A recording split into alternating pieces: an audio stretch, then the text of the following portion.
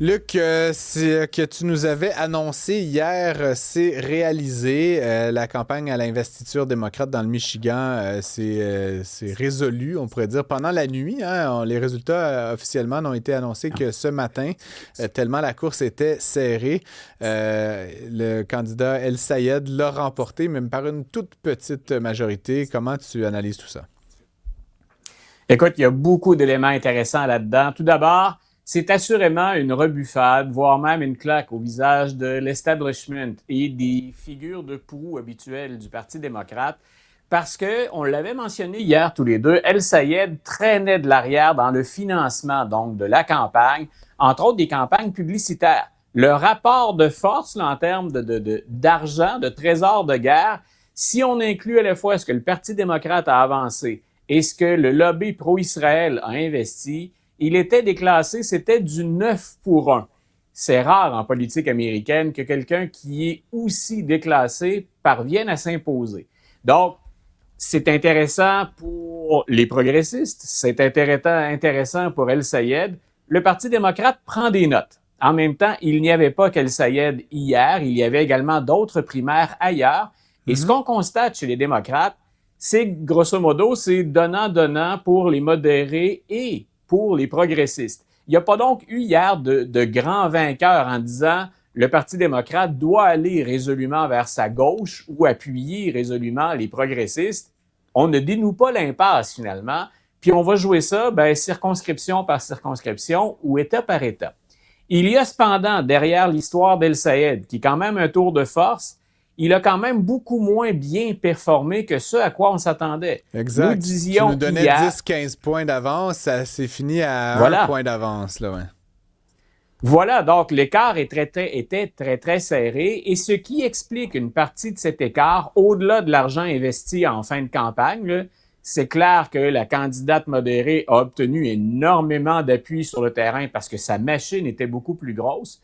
Mais on a noté dans les résultats, parce qu'on commence à les décortiquer, à les décomposer, ces résultats, Al-Sayed a fait le plein dans les centres urbains, mais surtout des villes où on retrouve des universités et plus d'universitaires. Ça veut dire, entre guillemets, que quand on sort du milieu universitaire, qu'on est chez les travailleurs, qu'on est chez les cols bleus, ou encore qu'on est en zone rurale, son portrait est moins net. Et il y a de quoi inquiéter les démocrates face aux candidats républicains. Le candidat républicain risque d'être fort dans les zones qui constituent déjà, du moins selon les résultats d'hier, des faiblesses pour El Sayed. Donc, le mystère, finalement, reste presque entier. On ne tranche pas chez les démocrates où il n'y a pas une tendance très ferme disant on va être plus à gauche ou on n'est que modéré. Puis dans la course, il y a encore une incertitude dans un État qui est un État pivot. Autre petite bonne nouvelle en terminant, je dis petite parce que ça peut faire la différence, mais pas forcément, la mobilisation démocrate hier. On a dit depuis le début des primaires que la mobilisation était moins grande chez les républicains, alors que, peu importe qu'on soit progressiste ou modéré, la mobilisation, elle est au rendez-vous pour les démocrates. Donc, Effectivement. peut-être encore là, petite note positive pour El Sayed quand viendra le temps d'affronter Rogers, le républicain. Là, la candidate défaite par quelques voix, qui était, comme tu nous le disais, une modérée, un peu associée à l'establishment, ayant reçu de l'argent du lobby pro-Israël. Est-ce qu'elle s'est... j'ai vu qu'elle s'était un peu rangée, mais est-ce que c'est une alliance réelle, honnête? Est-ce que tu penses que ça va tenir? Est-ce que véritablement on va réussir à ressouder le Parti démocrate? Parce que les positions étaient quand même, je ne veux pas dire opposées, mais quand même assez divergentes là, sur un paquet d'enjeux entre Ouais. ces deux visions, là. Oui, puis il y a deux choses en lien avec ça. Il y a bien sûr le ralliement de Stevens, mais des modérés ou des progressistes en général. Et Mhm. ce sont les progressistes souvent qui se font plus tirer l'oreille quand vient le temps, entre guillemets, de jouer en équipe. Quand on y va, un front uni, démocrate contre républicain. Il va falloir être convaincant et il va falloir bien sûr accepter de se ranger aussi du côté des modérés. L'autre chose en ce qui concerne Al-Sayed, c'est il pourrait être hanté pendant la campagne, pas par des idées qu'il a avancées, mais par son appartenance ou ses liens avec les Socialist Democrats of America, donc Mhm. les fameux SDA. Dans la plateforme du mouvement des démocrates socialistes aux États-Unis, il y a des idées qui font lever les cheveux. Dans mon cas, c'est une situation permanente, mais chez les électeurs, pas forcément. Donc, il y a des choses qui troublent les électeurs, comme dans la plateforme, dire que, grosso modo, c'est à bas le capitalisme. Ou encore, la Constitution, on change ça. On abolit le Sénat, puis on se dote d'une organisation ou d'une séparation des pouvoirs qui serait un mélange de la présidence puis du Congrès. Il y a des choses qui sont très révolutionnaires ou encore, à mon humble avis, utopiques dans le contexte actuel. Et c'est probablement les munitions que vont utiliser les républicains pendant la campagne. Si je devais faire campagne contre El-Sayed et que je suis un républicain, je joue sur ses déclarations face à Israël ou encore à Netanyahou et je vais exploiter à fond ses liens avec les démocrates socialistes. Et puis évidemment, le tout a été couronné par une vérité, un truth de Donald Trump qui se réjouissait là, de l'élection d'un fou de la gauche extrême, complètement déjanté, dans le style, le plus pur style de Donald Trump. Et puis donc là, la prochaine étape, c'est c'est l'élection, hein, évidemment, de mi-mandat, de mi-mandat, les midterms. Est-ce que parce que je regardais certains sondages, Luc, qui donnent quand même le républicain favori face à El-Sayed. Comment est-ce que tu as un pronostic, là? Ça fait quand même que quelques heures, là, mais est-ce que tu penses que le vent pourrait encore tourner? Moi, je pense qu'au-delà du clivage le plus progressiste ou plus conservateur ou plus centre-droit, la mobilisation va jouer un grand rôle et le mécontentement face à l'administration Trump.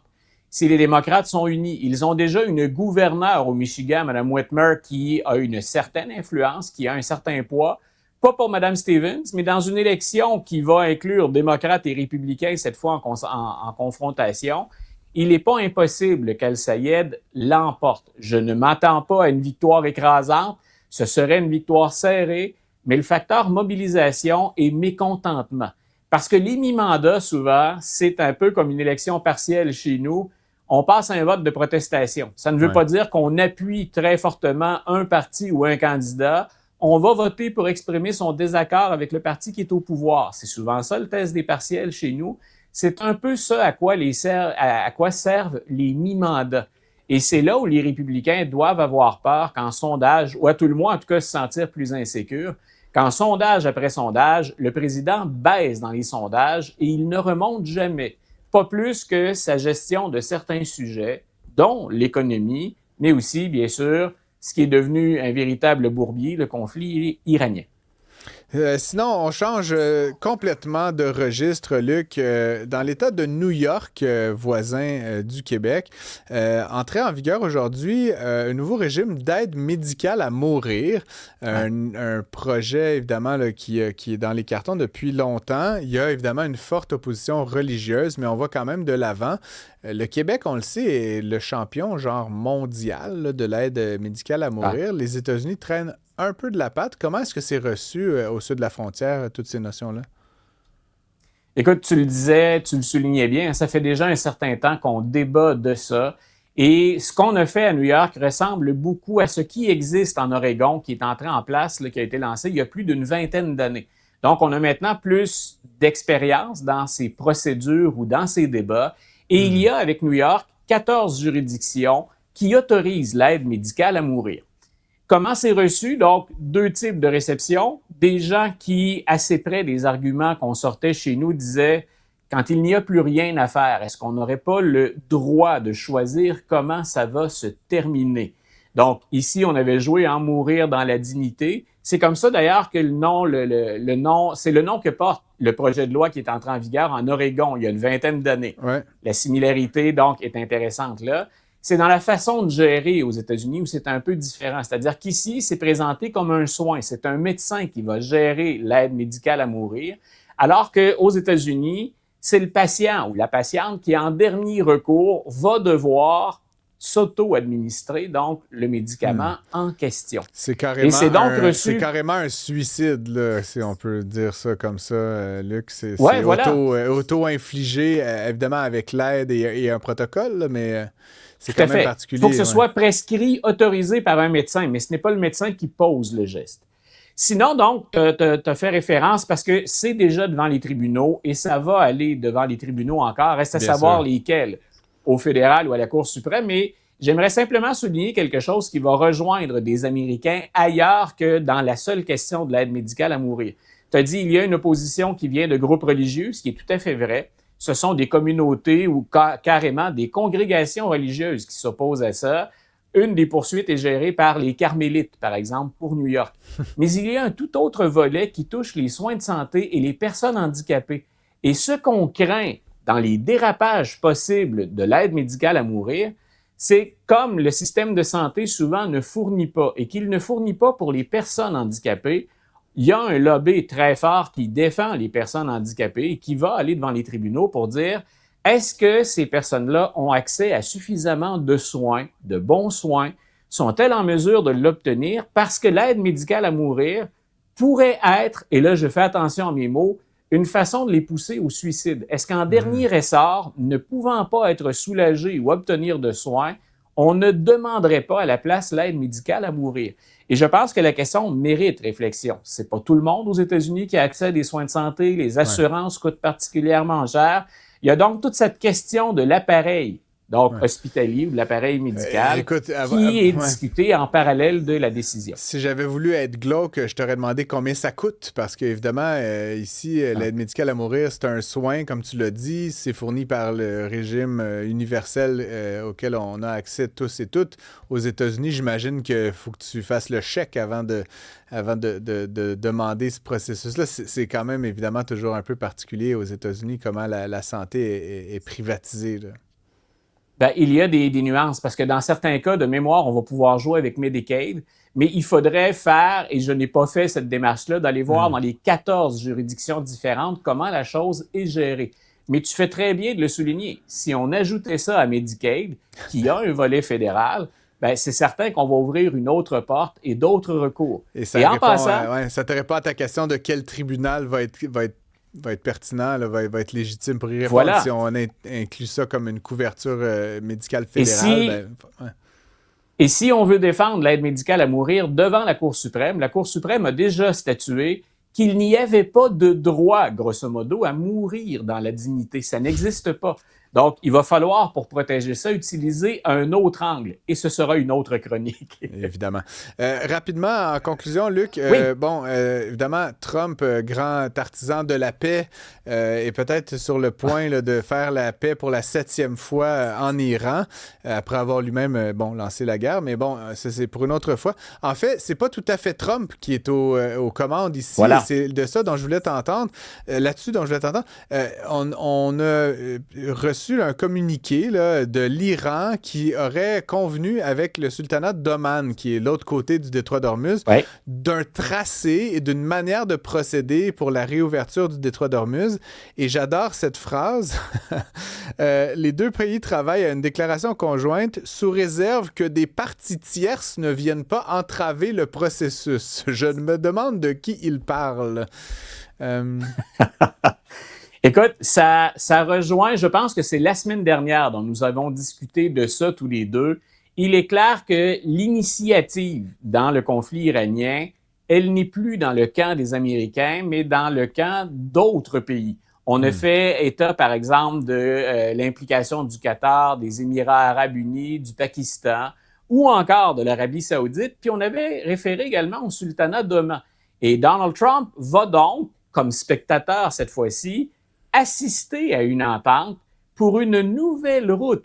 C'est un canal qui est réservé pour le sultanat d'Oman et l'Iran et pas sous contrôle américain.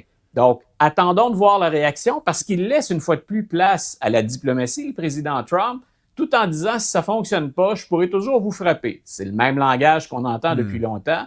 Mais retenons cet aspect-là et ça vient confirmer ce dont on discutait. Ce sont maintenant d'autres joueurs qui interviennent dans le conflit pour tenter de trouver une issue à la crise. Et dans ce cas-ci, le sultanat d'Oman, c'était même pas un joueur auquel on pensait au départ, ou à tout le moins, on s'en méfiait beaucoup. Et là, on est en train d'appuyer l'initiative d'Oman et de l'Iran.